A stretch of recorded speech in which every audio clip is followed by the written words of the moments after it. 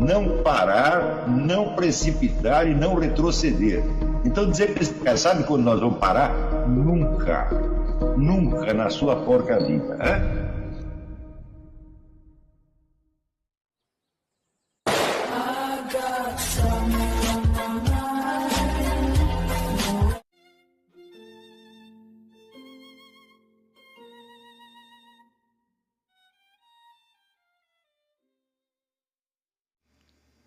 E aí pessoal, tranquilo? Então vem aqui antes do vídeo começar, pedir para vocês se inscreverem, quem não for inscrito, compartilhar, curtir, comentar. Quem puder seja membro do canal, que isso ajuda bastante. Tem também o link do Apoia-se. Quem puder ajudar nosso canal e apoiar financeiramente vai ser muito bem-vindo. Mas o mais importante é transmitir o conteúdo e os conhecimentos do professor Olavo de Carvalho para mais e mais brasileiros. Então compartilhe e ajude aí nossa causa.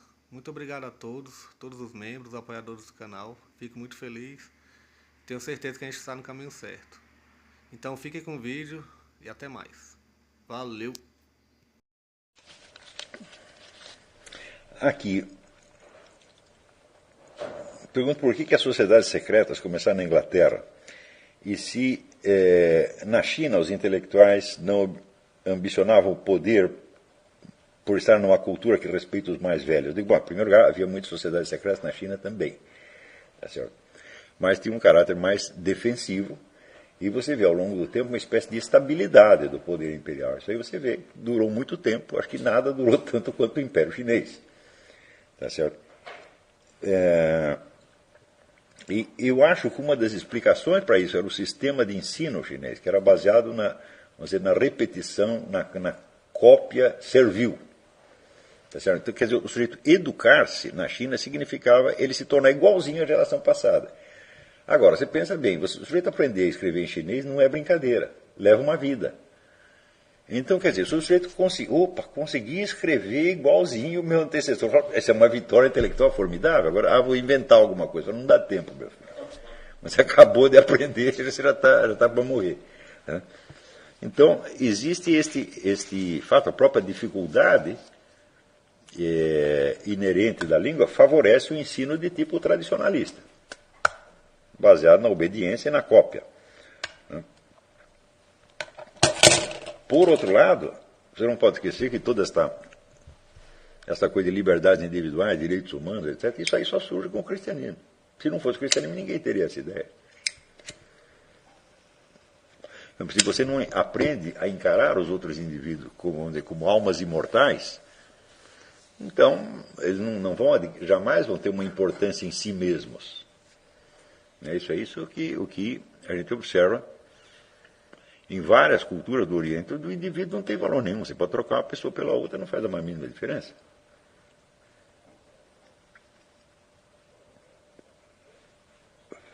Agora, o que você observa é o seguinte, quando essas sociedades de tipo tradicional do Oriente começam a absorver não o cristianismo, mas a técnica ocidental.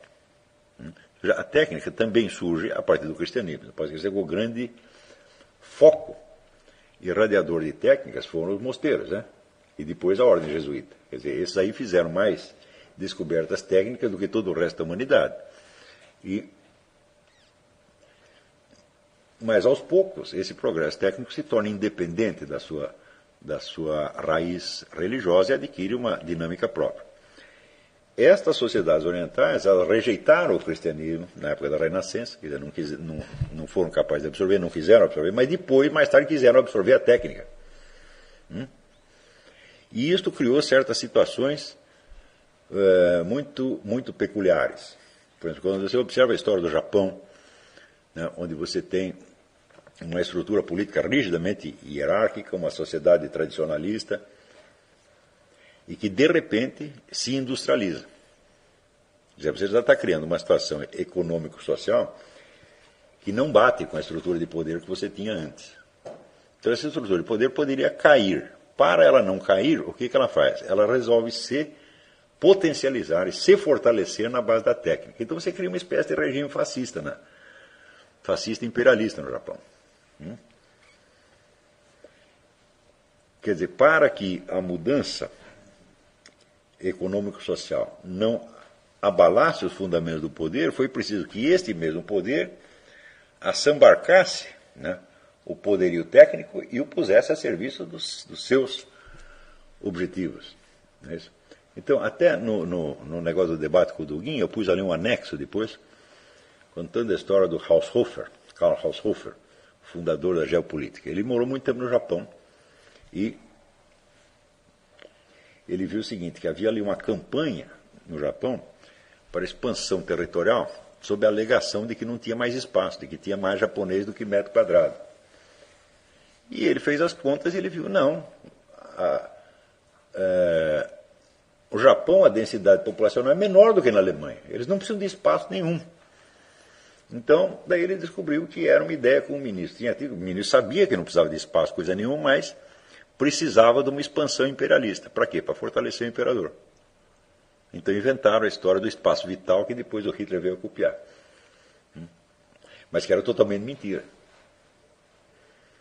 Mas isso, evidentemente, foi esta adaptação, por que passa o governo japonês, transformando-se, vamos dizer, de um simples governo tradicional, vamos dizer, num governo ditatorial, tirânico e de tipo fascista, é simplesmente a adaptação que o governo passa para poder se amoldar à nova sociedade técnica capitalista que ele mesmo estava criando. Quer dizer, capitalista não, era meio socialista, porque tudo pertencia ao governo.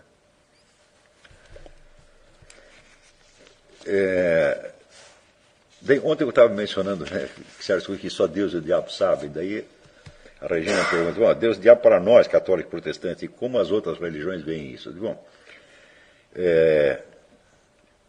um conceito claro do diabo você só encontra no cristianismo, porque o diabo islâmico, por exemplo, ele não é um anjo caído, ele é simplesmente o chefe dos djinns. Djinns são espíritos da natureza, como se fossem duendes, né? E o diabo ali é entendido apenas como se fosse o djinn chefe. Então não é realmente um poder espiritual. No Islã não é assim, que acredita que o mal vem do diabo, o bem e o mal vêm ambos de Deus.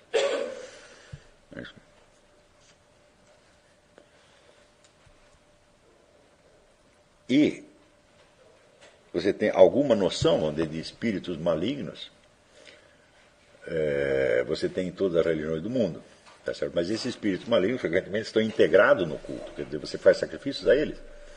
Você pega em religiões africanas, você faz sacrifícios para as entidades boas e más do mesmo jeito, quer dizer, esperando captar a sua simpatia, né? Onde você tem ali uma espécie de zona indecisa entre o que seria a religião e o que seria a magia. A magia supõe que você, até certo ponto, você manipula os poderes espirituais. A parte da religião você não pode fazer isso, você se limita a pedir. Quer dizer, você não controla o processo. Tá certo? Mas existe, em algumas religiões africanas, uma zona indistinta entre religião e magia. Né? E nesse sentido, onde você não pode dizer que as entidades malignas que são reconhecidas ali correspondam, né, ao nosso conceito do diabo, que é um bicho irredutivelmente mau, tá certo? E não manipulável, ou seja, incomparavelmente mais inteligente do que qualquer ser humano e que não pode ser enganado de jeito nenhum. Ele pode ser enganado por Deus, mas não por nós. Deixa eu ver se tem mais alguma.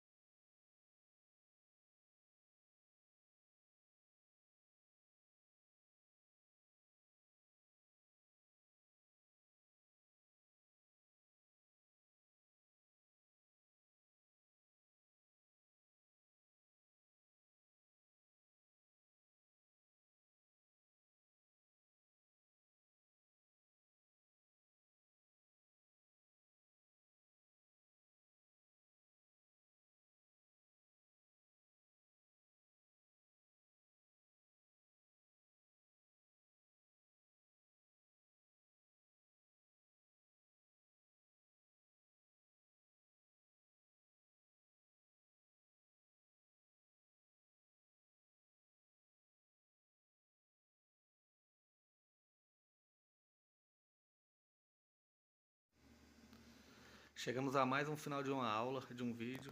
Espero que tenham gostado. Quem não se inscreveu ainda, se inscreva, compartilhe, comente. Ajude o nosso canal, apoie, seja membro. E ajude o nosso canal a chegar a cada dia a mais brasileiros que precisam muito do conhecimento do professor Olavo de Carvalho. Então é isso aí, fique com Deus, até o próximo. Valeu! Então é isso aí, pessoal, que é o nosso canal, que são alguns livros que eu já li. A maioria foi doação, mas alguns eu adquiri, professor Olavo de Carvalho. Alguns livros se perderam aí que eu emprestei, professor Alexandre Costa, a Bíblia Sagrada. 10 lições sobre Karl Marx. Indico a não ler esse livro, que é muito ruim mesmo. Alguns pensadores aqui que realmente, como o professor Olavo de Carvalho disse, não são pensadores. Valeu, tamo junto aí. Apoie nosso canal, seja membro.